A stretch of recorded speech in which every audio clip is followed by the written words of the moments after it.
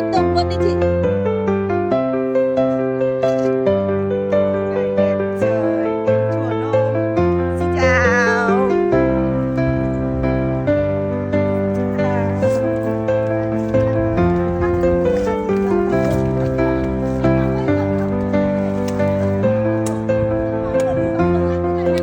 Có gió như ngân nga, có nắng đang qua từng khung trời lạ, trôi vô vi khép lại vì một hành trình mới đang mở ra. Hôm nay cứ thật tha sống hết mình vì chính ta, một ba lô vài ba tấm vé bốn bề là nhà. Đường chưa biết xa bao nhiêu, chỉ biết lòng này nhẹ như mây chiều. Thôi chẳng cần nghĩ ngợi chi thêm nhiều, ngay lúc này cứ đi và cứ phiêu.